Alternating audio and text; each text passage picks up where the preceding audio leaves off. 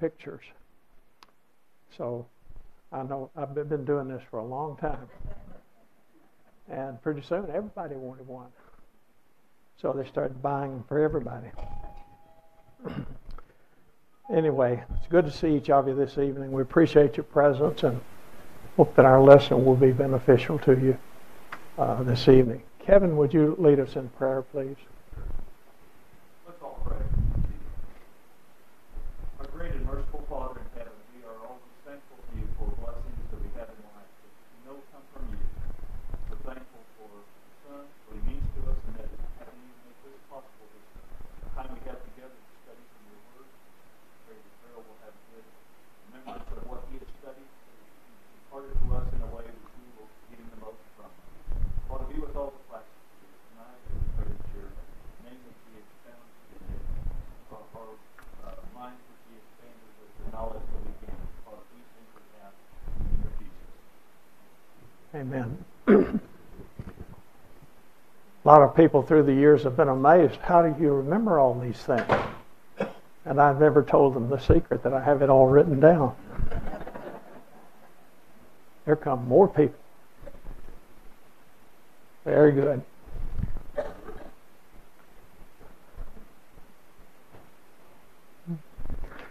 I was just about to cheat myself and to cheat you also, and I had asked Courtney to put up another lesson, and I had both of them with me here, and then when I turned it over, it just says to hear, and to hear is right there. So 36 and 37 and 38. About the lentils, we were talking about the plants of the Bible, and lentils is something that was used because, you can make soup out of that, and it's actually pretty good. I've eaten it in restaurants, and they're the little seed that you can find on the plants. I haven't seen this in Israel. This is in Turkey, but I did see a field there, and it's a little bean sort of thing that is used in soup, and it's pretty good. Now, I wanted to talk especially about the sycamore tree because it's rather significant, and there is a character of the Bible who talks about that, tells about, or we're told about him, that that's the work that he did. And that person is Amos, you may remember. The sycamore was common in the Shephelah. That's the lowland, remember, as it goes down from the hill country toward the Mediterranean Sea. And you'd find them at Jericho also, because as you go to Jericho, you're still in that low area where it's warmer, and evidently that's something that they thrive in. And Amos, who was one of the prophets at the time with Isaiah and Micah, and that means just before the Assyrian captivity of the northern kingdom. And he was sent to the northern kingdom to preach the message of the Lord to them. But of course they still went into captivity. And he calls himself a person who was a dresser, a herdsman, that's of sheep probably, and goats maybe. And he was also a dresser of sycamore figs. And the sycamore fig is not the same as the fig we've shown you. I can show you now pictures of the sycamore fig. And we also have, going to the other, he's living at Tekoa. Go to Jerusalem and go 10 miles south. You're out a little bit south of and a little to the east of Bethlehem when you go there.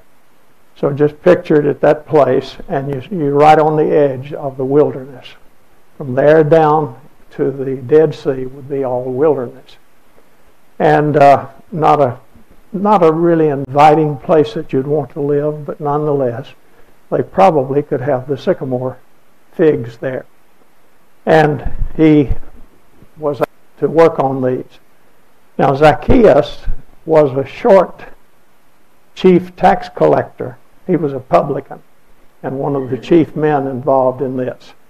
And you remember that he was at Jericho, and when Jesus came through, the statement was made with regard to that he was short and he couldn't see, and he wanted to be able to see Jesus. So he climbed up into a sycamore tree. Well, that wouldn't necessarily say it's going to have low limbs, but it does. It was the ideal tree. And perhaps that is where people gather. There is a very large sycamore tree at Jericho. It's called his tree, but whether it is, there's no way to know. But nonetheless, there's always those who are trying to get, some publicity out of their town with something like this. So here is a description of the sycamore. It's the Ficus signamoris, and in Latin, and it is originated in the East Central Africa, spread to Egypt and to the Near East by the Iron Age. When we say Iron Age, without remembering dates, just think of the time of David. Beginning at the time of David, the Iron Age would be when they started using iron. Maybe some night we'll talk about just a little bit of those things so that you'll understand about Bronze Age, Iron Age, and so on. And the trees are capable of as many as 6 crops a year. Since the fruit is inferior to that of the common fig, the poor people consumed it. So now, we've already seen that there was a difference in the barley and the wheat. The barley would be eaten more by the poorer people, and they also had a fig that was cheaper, and one that they could raise and perhaps get more crops and use it. So the principally consumed by the poor, and the date gardens take up to 20 years to reach their full. Why would I have date gardens there? I don't know, but maybe it means the same. And then here's what happened. They require much attention. So this is what he did. They have to be pollinated by hand. That would take a lot of work, wouldn't it? It looks like they sell for more. The care of the sycamore fig requires that the fruit be gashed or pierced to encourage an increase in ethylene gas so that that speeds up the ripening process. So it was complicated to some degree, and he apparently was good at this. The knife was used to gash the fruit, and that's depicted. Have never seen one of these pictures, but it says that they are depicted in the Egyptian. In the Egyptian tombs, when you go to Egyptian tombs all over Egypt, there will be scenes of the life of the workers. In other words, the wealthy person is buried in the tomb. But there will be these pictures on the wall, what the people did to meet his needs, whether it's feeding the cows, milking the cows, or working in the fields or whatever. It shows that. So this would be one that I've not seen it, but it would be a rather interesting one to see. And here is a sycamore at Ascalon. The largest one I've seen is on the shore of the Red Sea in the wilderness across from Egypt in the Sinai Desert. And here's one that is at the town of Ascalon. Do you know where Ascalon is located? It's on the south, almost to the river of Egypt. Remember? Almost to the Wadi El Arish. So you're talking about the Mediterranean, and then you're talking about being there at the pretty much at Egypt, beginning of Egypt. And it's a very large tree as well. And you can tell here, even though this looks green, you can see that it has figs even on the lowest of these limbs. Now that one would be real easy for most anybody to climb up into. I think I could even climb up there a little bit and stand up and hold on. And there is when it is ripe. So it's very nice, and those are ones that if someone has taken care of them, then it's something good that could be eaten. Okay, so everybody understand about the sycamore, what he did? He was a herdsman also. And he said he wasn't a prophet or the son of a prophet. He was just this humble job, and yet God used him very much. A very good prophet. I've included this in here about the grapes. just to say a little bit about it for you. When we talk about the grapes and we talk about the drink and we talk about they had wine to drink, they did. And there are 3 different words that are used in the Old Testament for the wine.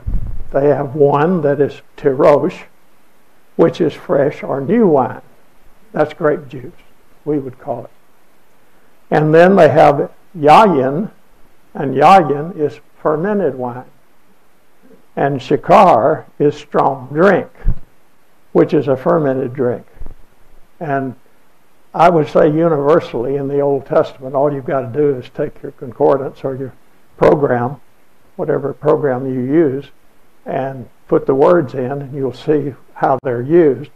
That this is talking about the strong drink. This is what the shakar is, what was condemned in the Scripture, and not the other. But keep in mind something very important.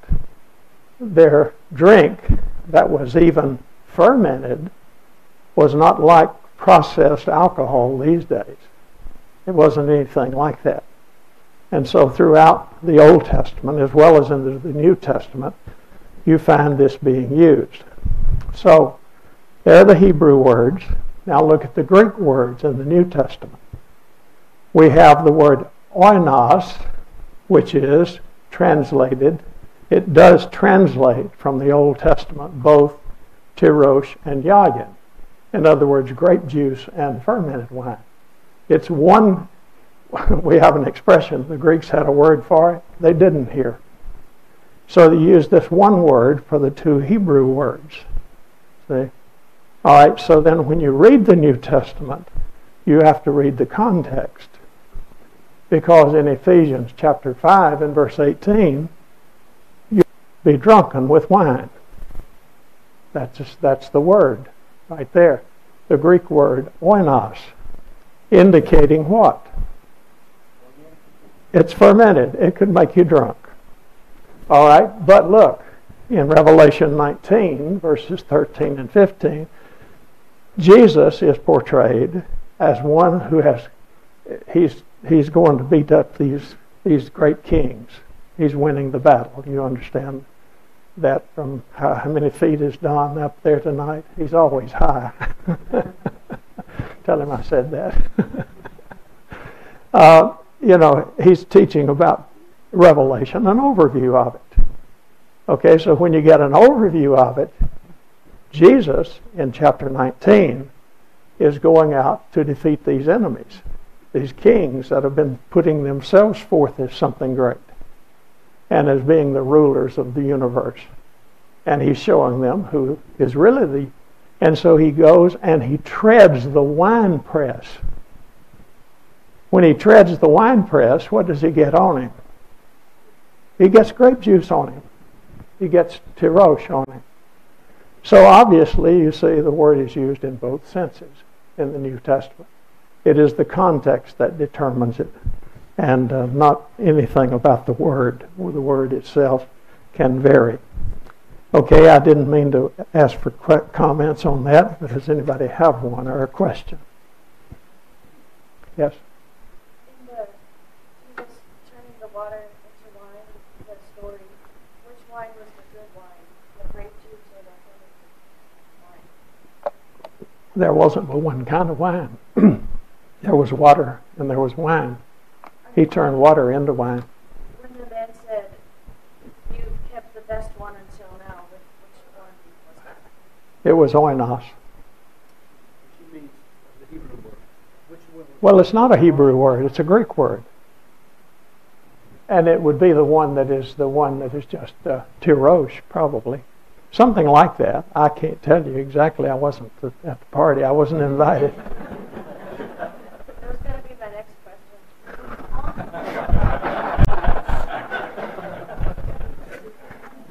You have good questions.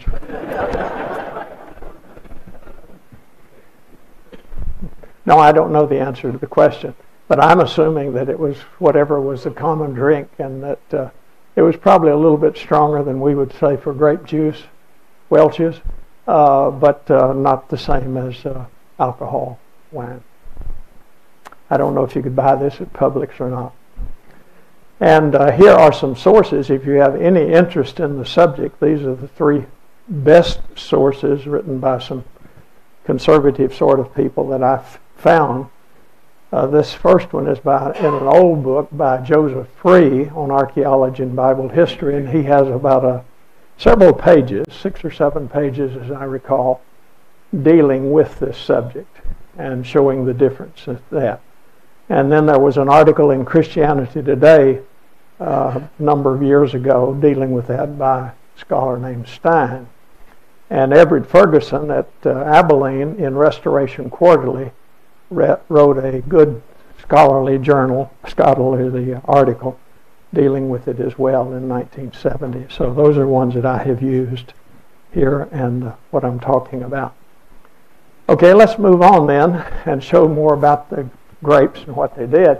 This was big business, and this is even a lamp. You see, I showed you a little lamp in the last lesson. So you put the oil, and I did not bring the thing to show you. Put the oil in the hole right there. Then the wick is here, and that would be olive oil or something of that sort that they would be using. I think that's what they did use. And these are showing satyrs. They're not real people, but they are trampling the grapes. So you look at the grapes right here. And they will turn that into the grape juice at first. So, all right, now then, going on to some other illustrations. How did they transport this? Well, they used amphoras. The amphora was used to transport it. This is one I just saw sitting on the side of the street in Morocco. It was just to illustrate. It was just some decoration somebody had put there, but that's what it is. And so I made a photo of it, and they could do other liquids as well. In the British Museum, there was this exhibit at the time I took the picture, perhaps still, and by the numbers there, and you can see that there are different items that had to be transported. So they would take the ship, the bottom part of the ship, put sand in it, and then they would put these down into the sand, and that would hold them up. So they wouldn't fall over against one another and so on. I don't know how deep it was, but you can see it would be fairly easy to do that with these. So number 1, far left, is wine. Number 2 was used for fish sauce. Number 3 was for wine. And number 4 might have been for wine. And number 5, which is the more rounded one, was for wine or oil. They could transport the olive oil as well. So that's the way various things were transported. And this means that this material was coming in from other places to Israel. And we know a lot of it would come from the Greek Isles, some of it would come from Rome. And Rhodes was especially a place that it was noted to come from. And the little jar handle that you see there, which would be on the side of a jar, you got the jar here, this is your jar handle, comes down like so usually. This one seems to come out a good bit then like that. And it has the seal on it. So when it is made, just like the Lamech seals, which meant to the king, they had these that would say, this is where this was produced. On our stuff, we've got it printed on the label. Sometimes it's printed directly on the glass. Sometimes there's a sticker on it of items that we have. So this shows you one of the wine handlers, and from Rhodes, and also one of these. I meant to look, I think I have a Rhodian handle that I bought in Jerusalem. It was found there. So, not found there. Yeah, it was found there, but I mean it came from Rhodes, and that means that people were having the wine shipped in. And here is the instrument that was used for mixing wine and water. Now, Ferguson points out that it was totally inappropriate for people just to drink wine straight, and that always there was a mixture of wine and water before it was drunk, and that it was about the percentage of 21 to 1, water to wine, 21 water, 1 wine. So it was not nearly as strong as you might think it would have been, you see. Because when have you ever heard of anybody going and buying the best bottle of wine and then mixing 20 parts of water with it? See, that's different. So I'm not talking about any sort of thing of drinking alcohol today. And that's called a crater, K-R-A-T-E-R. And they can have all kinds of designs on them. This one, usually nude figures, of course, which would be typical of that period of time as well. This comes from the Greek period. And you can find these on display in most of the museums. This shows 3 revelers, indicating that by the time they had a little bit of this, they would be a little tipsy. See?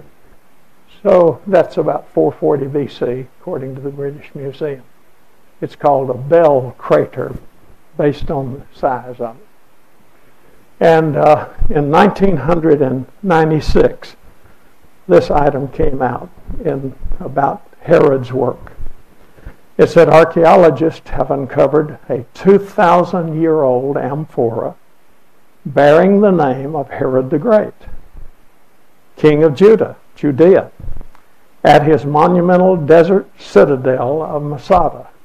Not only did they find the date seed there, they've got the wine to go with it. I guess that would be good.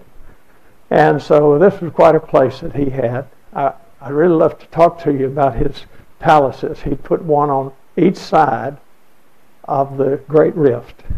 If he had one at Masada, he had one over in Jordan. The name slips my mind just at the moment. But he had one over there at the same, basically right across from each other. They probably could see signals from one another. Same thing when you come up as you continue north in the Jordan Valley. Alexandrium, he had one in the Israel side today, and on the other side, he had one in Jordan. So this was typical that places he could go. He was a terrible guy, and he had places he could escape and go whenever he needed to. And then also, here's the person that read this, and this is Dr. Ehud Netzer. He was a specialist in the work of Herod the Great, and in fact was the man who discovered that the item at Bethlehem, the great mound that is outside Bethlehem, which is called the Herodium. When you're at the Herodium and you go to the top of the Herodium and you look down to the east, you can see the Dead Sea. And you can see Transjordan. Maybe not clearly, but you know it's there. You can see the Mount Nebo, for example. You could see these things from there. And you look the other way, and you see the hill country of Judea. So it was a marvelous place. He had a synagogue in it. He had, just not lots of things. And I have some aerial pictures. Maybe I'll show you one or two of that a little bit later on as well. So this reads, Herod, king of Judea, or Herod, king of the Jews. Well, Netzer was working on the tomb, finding the tomb of Herod. He had followed everything Josephus had said. He died at Jericho, had a palace down there too. And that one was low, of course, on the, about as low as you can get. And from there, when he died, orders were given that he would be taken to the Herodium for burial. So Netzer found this. They were working on it. I don't remember the date, but I remember when I heard it. It was about 1 o'clock in the afternoon. and he had fallen during the process of that work, hit his head, and went to the hospital and didn't recover. So here he is holding this item that has that inscription on it and telling about it. And he worked on the tomb of Augustus in Caesarea Philippi also. A lot of things that were done by Herod and also done by the Romans. Outstanding scholar. Moving on, here are some pomegranates at Lachish. You know, a lot of people, I guess, eat pomegranates here. And they're very common, and that's something people had. They had the fig, the grape, some fresh fruit, you see. They had some apples of sorts, little apples. They had also the pomegranate, which is a very favorite of a lot of people. They had pistachio nuts. We read about that even in Genesis, that they would send down to Egypt, or maybe in Exodus, they would send down to Egypt these pistachio. This comes from Turkey also, this picture. I've not seen these in Israel, but they may be there. And guessing they come from California also. And here was an interesting experience. I don't think that's all the group, but we're at an overlook looking down toward the Dead Sea. My daughter-in-law, Terry, is there in the yellow. And Ellie was my guide for a number of years. And Ellie came to the U.S. to be at his daughter's graduation from Juilliard. And she is still living in the U.S. and is a musician. She plays one of those bass fiddles and has her own jazz band and so on, that sort of thing. And so, Ellie, we got out this overview, and he said, Farrell, I've got some wine for us. And I said, Ellie, we've been together long enough. You know that I don't drink wine, and the people in my group do not drink wine. And he said, oh, it's non-alcoholic. He said, yes, I know. So he had non-alcoholic. Well, I said, well, why have you done this? And I, had overlooked this, I guess. But there it is, clearly in Genesis 14:18. And Melchizedek, king of Salem, Jerusalem, got it? All right.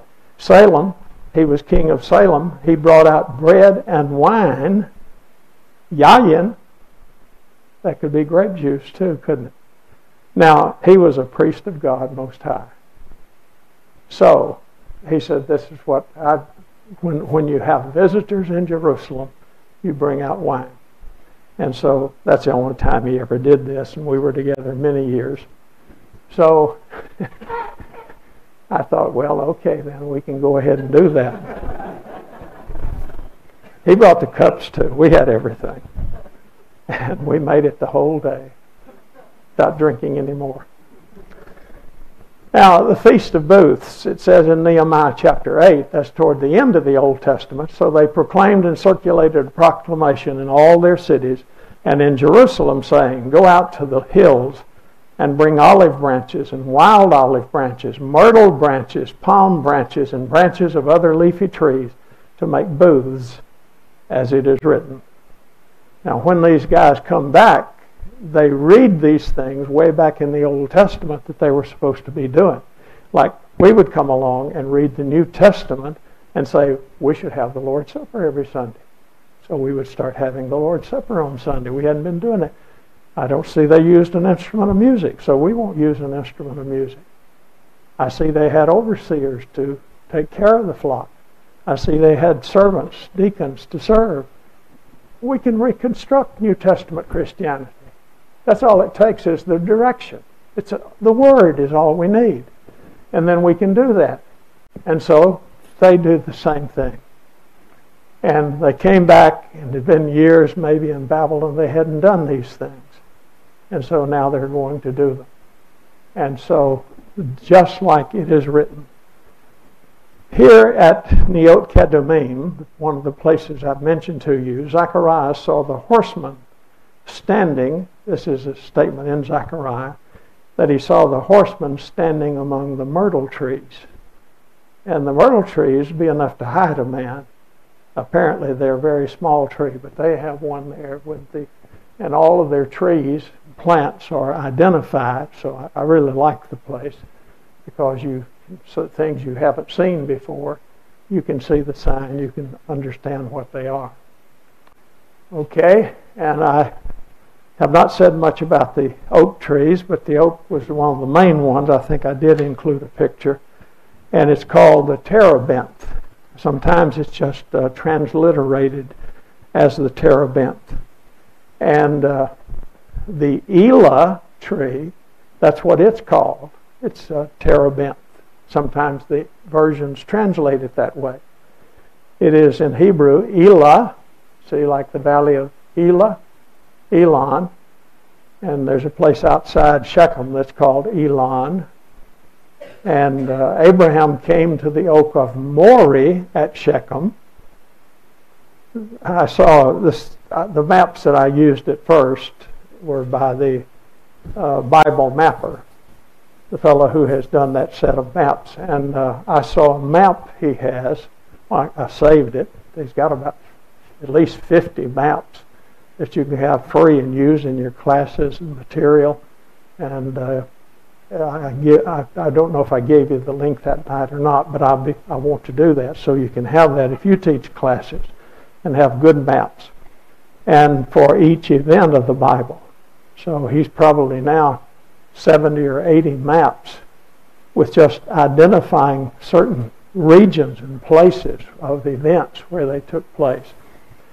And so this one he has that shows the trees that are named, have names in the Bible.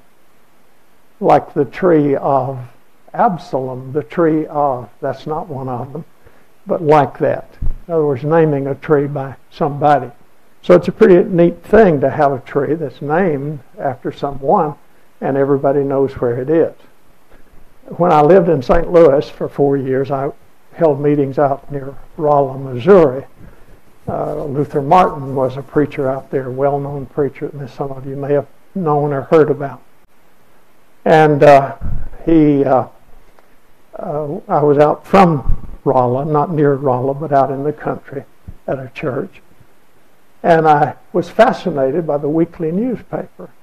Yes, even then they had weekly newspapers. In town they had daily newspapers. Anybody remember that? Whoa.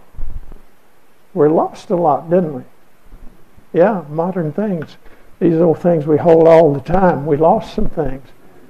And so they had these newspapers that were weekly, and they'd have the deeds in them. The deeds were printed in them. And you know what it said about one of these places? I'd read them every day. I got it. It said,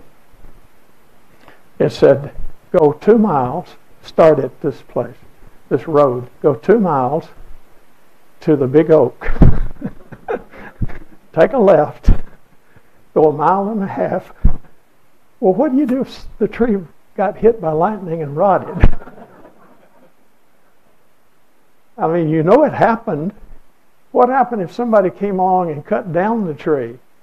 Well, you know they didn't grind it because that's too much work. But the point is, that's not a very good system, is it, to know that?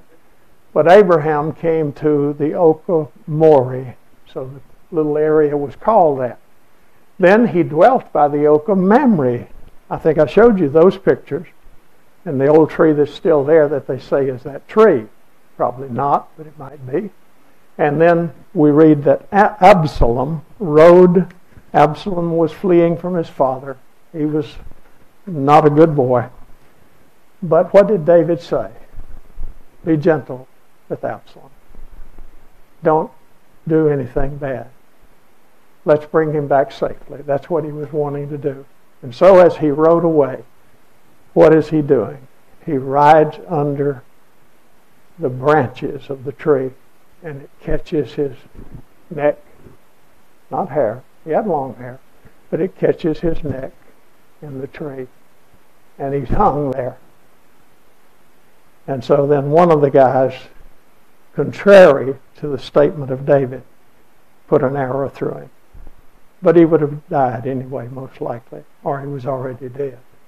But he wanted to be the one that put the arrow in him.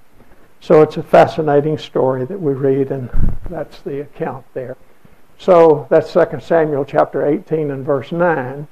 And here are some of these trees that are growing in Bashan, up in the northern portion of it. I don't know exactly where this event took place, but nonetheless, these could have been all over the country because the trees have been cut down through the centuries. And so he rode under one of these. If you're going real fast and suddenly you come to a limb that's low and you not have a chance to stop. So that's what happened. And this is the way the acorns look on this. It says, "Yet it was I who destroyed the Amorite before them." Amos is quoting the Lord. Though his height was like the height of cedars. Cedars is the king of trees. And he was strong as the oaks. I even destroyed his fruit and his root below. So God is talking about one of the kings that he brought down, and he compares them to the oak and the cedar, the two top trees of the whole region. And here are the oars that were used by Tyre, by the people of Tyre. They were noted, the Phoenicians were noted for their ships. And the oaks that were, the oars that were used by them were the oak of Bashan. So these very ones like this that we're talking about in Ezekiel. I don't know if that's still true today, but there's a lot of interesting things about the economy. I was looking at a picture today and thinking I should surely show this picture. If you went today to the northern, go along the coast, coastal plain, and you went to the northernmost point in Israel, you would come to a formation that is called, in popular language, it is referred to as the shoulder of Tyre. Tyre, the town Tyre. Tyre is about 25 miles from there. Could be less than that. I've forgotten exactly. And then after that you come to Sidon, and after that you come to Beirut, and after that you come to Byblos, and after that you go to the Cedars. The main cities that you can think of that you would be visiting along the coast there. And so at Tyre you will still see an emphasis on ships, even though of course the old shipping that they did centuries ago is no longer done. But they sailed all over the Mediterranean and used in many ways. So I don't know if he would be using that kind of material today, but nonetheless it's possible that that is the case, that they would be doing that. And there are some people, incidentally, who have made model ships. In other words, they've tried to make them like the ancient Phoenicians made them. And they've been able to sail to the places that we read about. The ships of Tarshish, for example, that's in Spain, and they've been able to reproduce that. There's one in Israel now that a guy has that's from an ancient ship. He's an Asian who has built this ship, and they take it all over the Mediterranean especially to show it. And I tried to see it, and it was gone that day. I tried another time, and the whole road to the harbor was closed. So that was this past year. And now here is the Lord's judgment will be against what? The oaks of Bashan. I mean, he may be talking here about people, individuals, see. In other words, that they are like these oaks of Bashan. They were the strongest, but my judgment will be against them. And that's what you have in the book of Isaiah, judgment against these various nations. And it says, "Wail, O oaks of Bashan, for the impenetrable forest has come down. You think you are great. And you know he's not talking about trees. He's talking about people. But he uses the illustrations that they would know and that they would understand. And here again, seems like I'm going backwards, but I think not. And then I want to say a few words about the pride of the Jordan. The word that is translated sometimes in our English Bibles, pride of the Jordan, is majesty. Could be majesty according to one of the lexicons, the most famous one.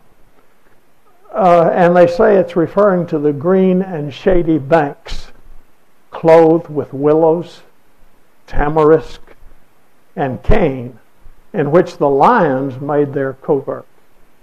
There used to be lions, not anymore, except in zoos, but there used to be, and therefore dangerous. And they give the references for these things, and it says, think of the swelling of the agitated waters. When it gets dry in the summer, the Jordan River is almost nothing, just a little bitty old thing. And the Sea of Galilee gets lower. And of course the Dead Sea is getting lower, but that's because all the nations around are drawing away the water that used to come down to the Dead Sea. So it's losing about, I think it's around 1 meter a year now. It's a lot. Maybe it's not quite that. I've forgotten exactly. But it's losing a lot of water.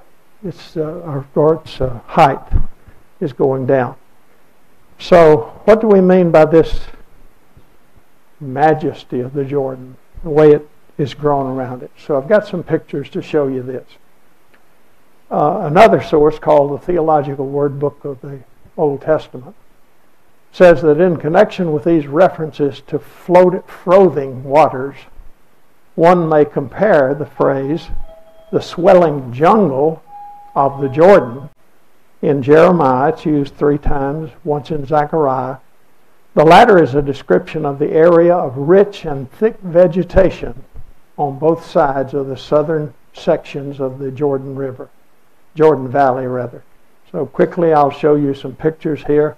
They say the jungle may be so called because of high growth and high water in flood. The Arabic name is the Zoar. You have 2 words. Closest, about a half mile on each side of the Jordan River, is the Zoar. These are the Arabic words that have been there a long time. Zoar. Then going out about as much as 10 miles, 5 on each side, not all, every place. That's the Gor, G-H-O-R. So you have a valley, that's the Gor. You come down here, you go down to the Zoar. You got it? So you're going to come along, you're going to come from the terrain up here, you're going to come down like this, you're going to come in like this. That's for 10 miles. Then you're going to come down like this.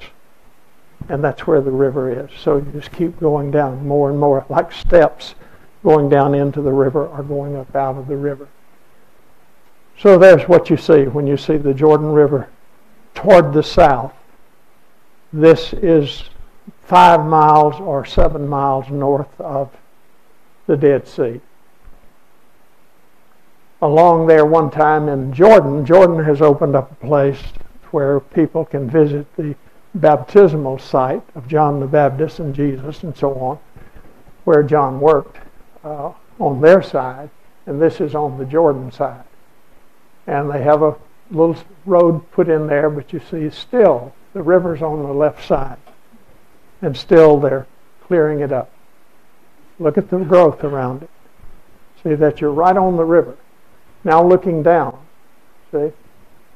And you can see the water has been higher. This is mud here on the left side, near the bottom that you're seeing. And then, that's all. That's the Jordan. That's perfect. I finished. This is it. This last one. I'm so thrilled. It's the first time I've finished one of the lessons. Well, we'll talk about the animals starting next time. And then I think after that, I'm going to talk about death, disease and death and burial. That's a fascinating thing also. So, thank you for coming here tonight. Invite others to come take up these empty seats. Thank you, brother. I'll take my little device back. Can you copy it over there so it's over there for next time? I'm through with this one. Yeah. You ever show me a copy of the other one? Yeah. It's already loaded up there. No, you've already got it loaded on the other screen. It's all right. Okay. Yeah. So that would be good. Let me turn your view on. Oops, sorry.